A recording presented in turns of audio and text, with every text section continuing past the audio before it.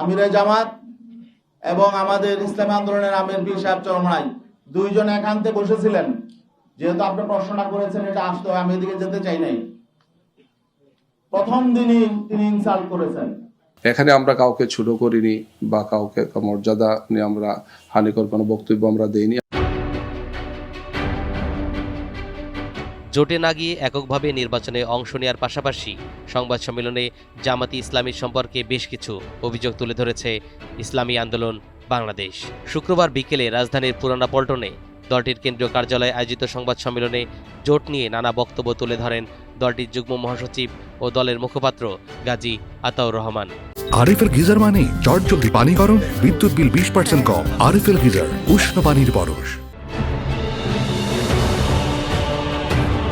Mister Rahman অভিযোগ করে বলেন, নির্বাচনের আগে আসন সমঝোতার আলোচনার সময় বিভিন্ন জরিপের প্রসঙ্গ তুলে ইসলামী আন্দোলনের আমিরকে ইনসাল্ট করা হয়েছে। আপনারা জানেন, বিভিন্ন জরিপ প্রকাশ হয়। 9 ডিসেম্বর যেদিন তারা দুইজন বসেছিলেন, সেদিন প্রথম আলোতে একটা জরিপ প্রকাশ হয়েছিল। সেই জরিপ আপনারা দেখেছেন।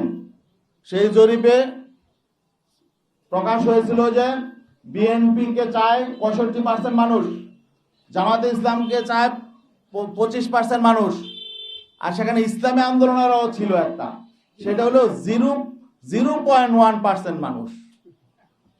ঠিক আছে, ওই দিন বসার পরে আলোচনা শুরুতেই জামাতের আমির মোহতারাম তিনি আমাদের আমিরকে বললেন যে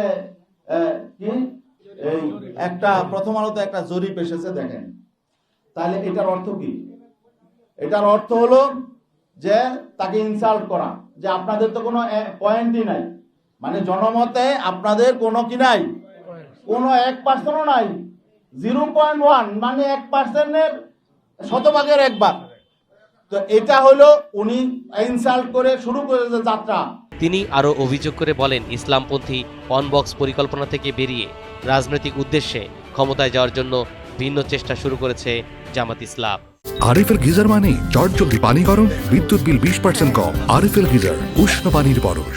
আমাদের সাথে ঐক্য করে তলে তলে আবার ভিন্ন রকম কিছু হবে, এই আশঙ্কাটাও আমাদের মধ্যে দেখা দিয়েছিল।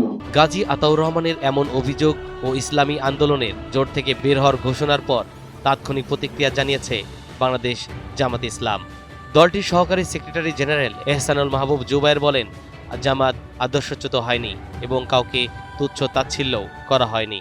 এখানে আমরা কাউকে ছোট করিনি বা কাউকে মর্যাদা নিয়ে আমরা হানিকর কোনো বক্তব্য আমরা দেইনি। আমাদের প্রথম থেকে এটা নীতি ছিল যে আমরা কাউকে হার্ট করব না, যে যাই বলুন না কেন, আমরা আমাদের অবস্থান থেকে রাজনৈতিক সংস্কৃতিকে রক্ষা করব, সৌজন্যবোধ এবং শালীনতা রক্ষা করে আমরা কথা বলবো। তিনি দাবি করেন, সম্মিলিতভাবেই এগিয়ে চলার একটি প্রক্রিয়া চলছিল।